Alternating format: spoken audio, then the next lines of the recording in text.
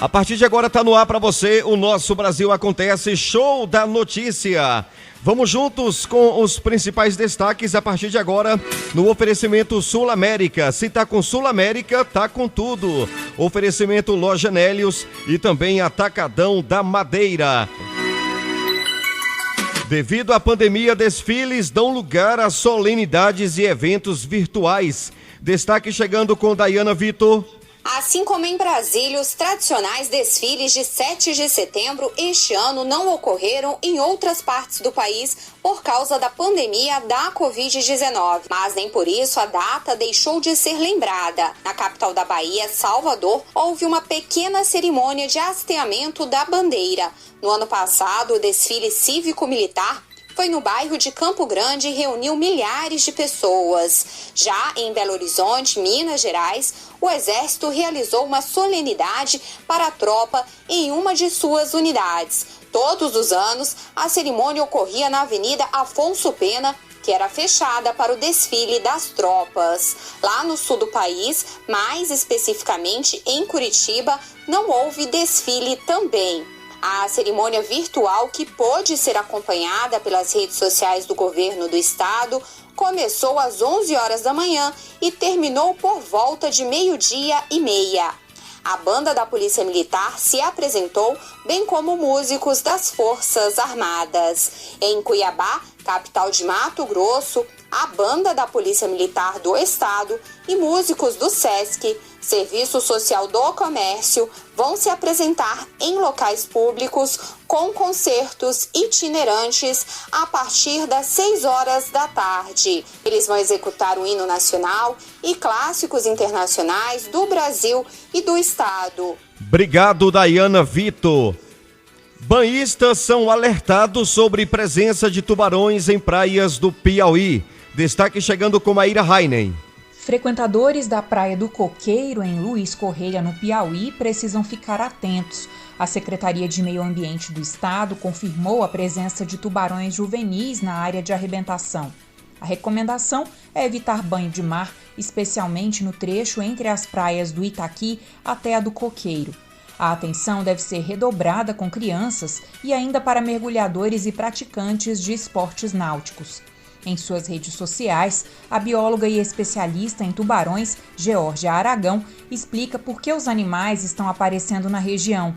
Para ela, uma das hipóteses é a de que o longo período sem banhistas por causa da pandemia de Covid-19 atraiu os animais para a região. A gente passou um longo período sem banhistas no mar. E isso faz com que muitos organismos que antes se distanciavam por conta do grande movimento que tinha na praia, no mar, se aproximou da região mais costeira, na região mais de arrebentação de praia, porque eles não tinham mais nenhum receio de estar naquela região. Então, esses animais, esses tubarões juvenis, possivelmente estão ali se alimentando desses cardumes de peixe. Isso não está acontecendo por desequilíbrio. Pelo contrário, a gente tem um litoral que ainda é muito conservado.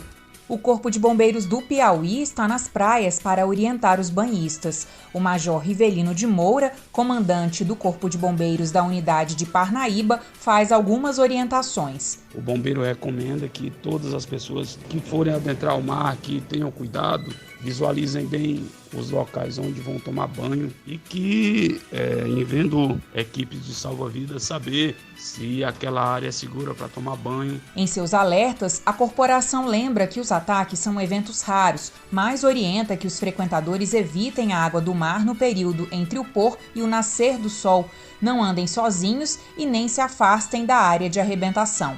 Outra orientação é evitar locais usados por pescadores e ficar longe da água caso estejam com algum sangramento. Ao avistar o tubarão, o banhista deve sair da água e alertar o Corpo de Bombeiros. Brasil Acontece, show da notícia, tem um oferecimento Café Chapada, Loja Nélios e também Abraão Chaves. Museu do Ipiranga deve ser reinaugurado nos 200 anos da independência. Fala, Sara.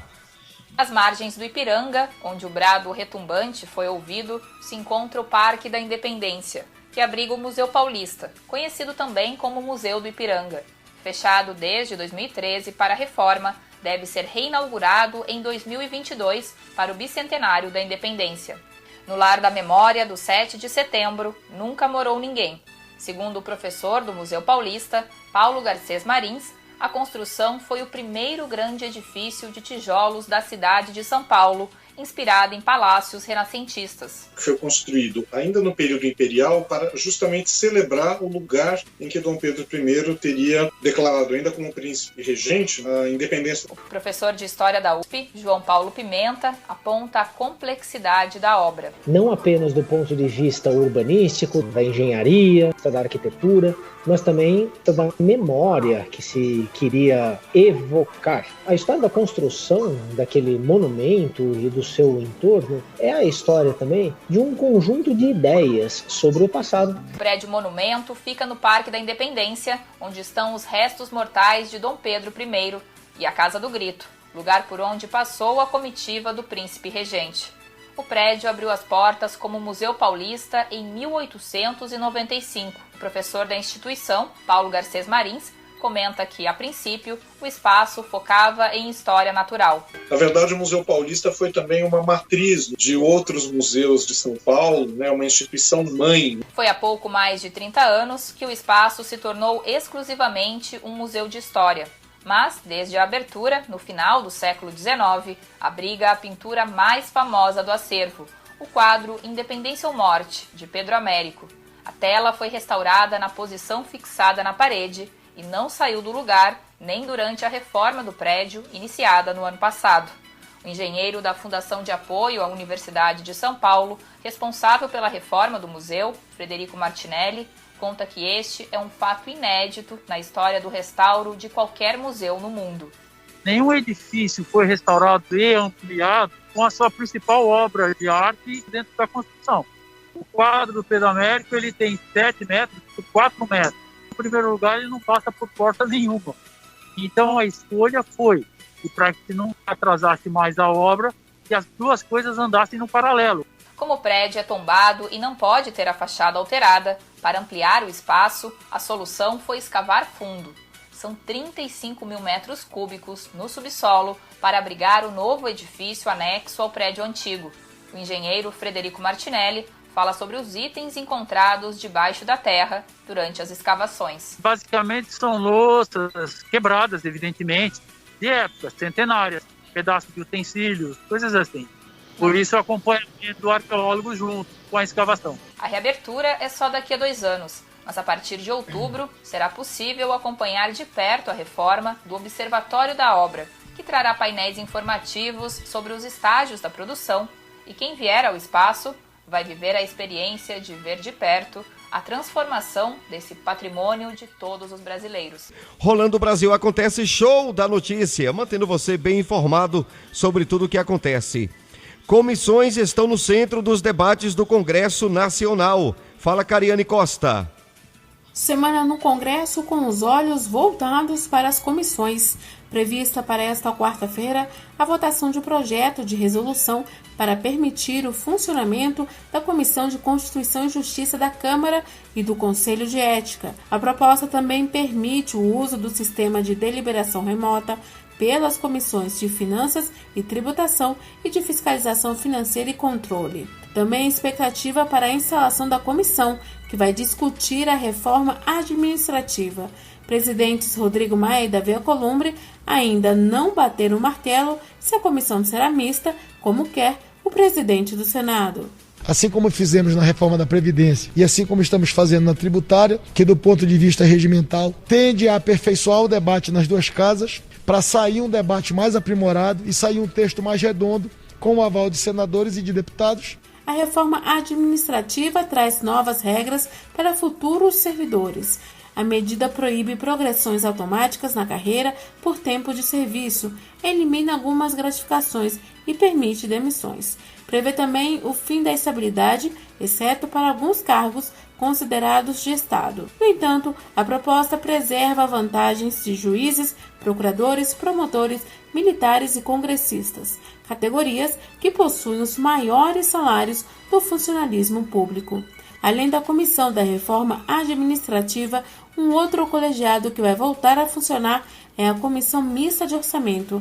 A pauta é a proposta orçamentária de 2021. O senador Oriovisto Guimarães, do Podemos, foi um dos parlamentares que cobrou o início das discussões, mesmo que em sistema virtual. Faço uma solicitação para que não seja feito apenas o relatório de plenário, mas que seja constituída uma comissão que, mesmo de maneira virtual, possa debater essa LOA. Também deve ser autorizado o funcionamento de outras comissões permanentes ou temporárias, a depender de condições técnicas do Congresso e da pandemia da Covid-19.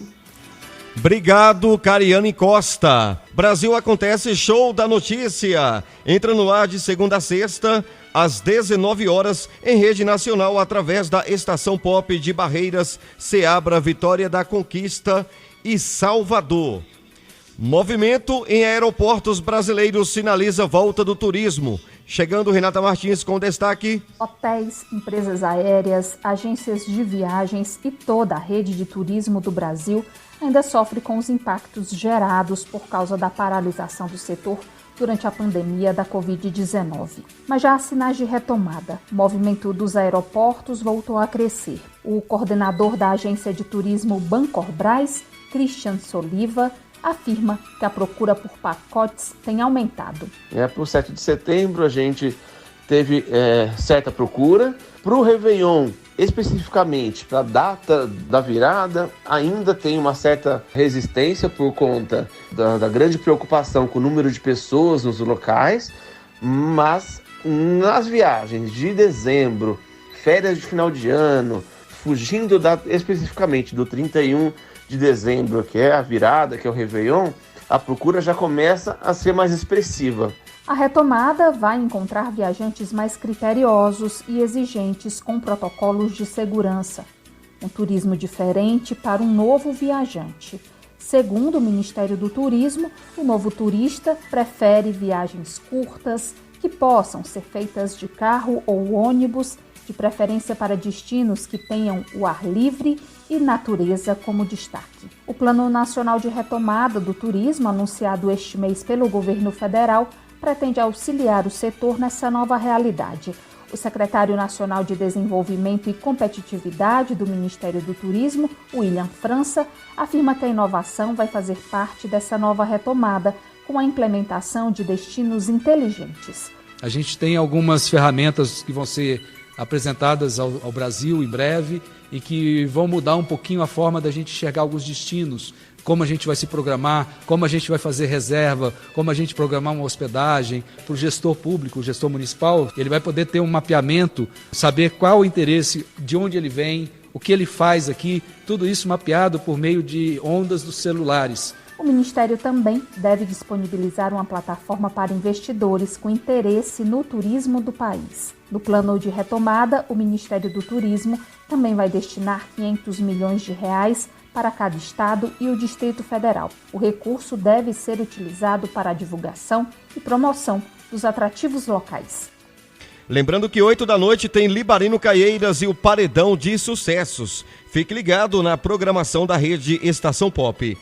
Muito bem, Brasil, estamos no oferecimento do Café Chapada, Atacadão da Madeira e Sul América.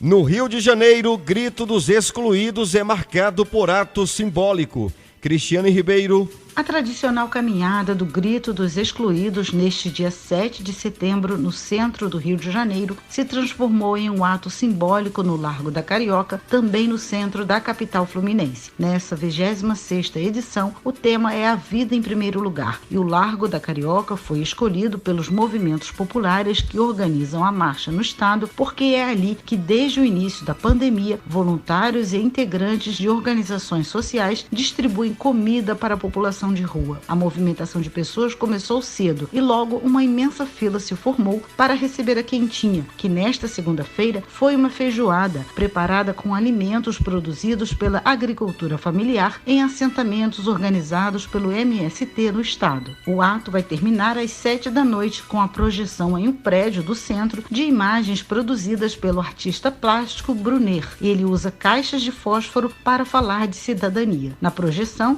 as caixas ficam ficam enormes e ganham uma função de compartilhamento do fogo, como transformação ou da luz, para que as pessoas que vivem à margem da sociedade possam ser vistas.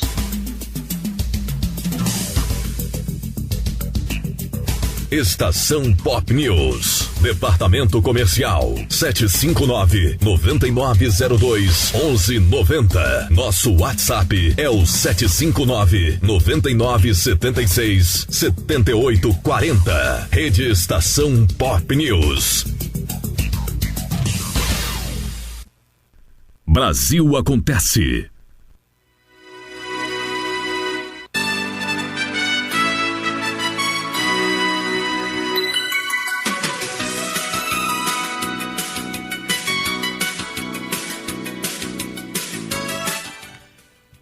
Rio Grande do Sul retoma aulas presenciais a partir de amanhã.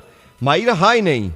Aulas presenciais no Rio Grande do Sul serão retomadas a partir desta terça-feira, 8 de setembro.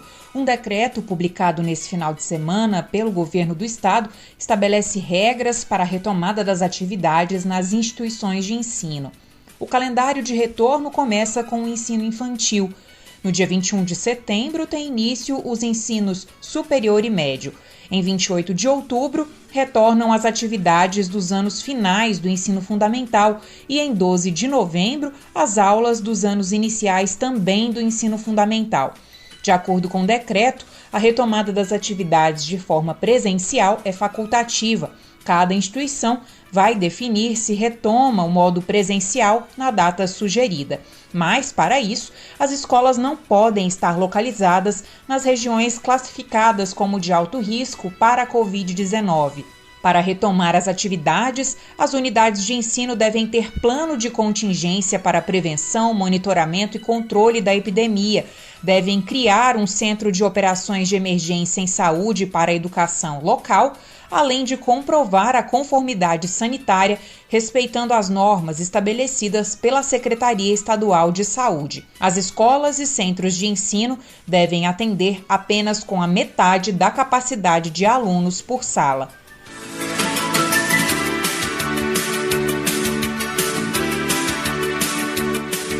Brasil Acontece.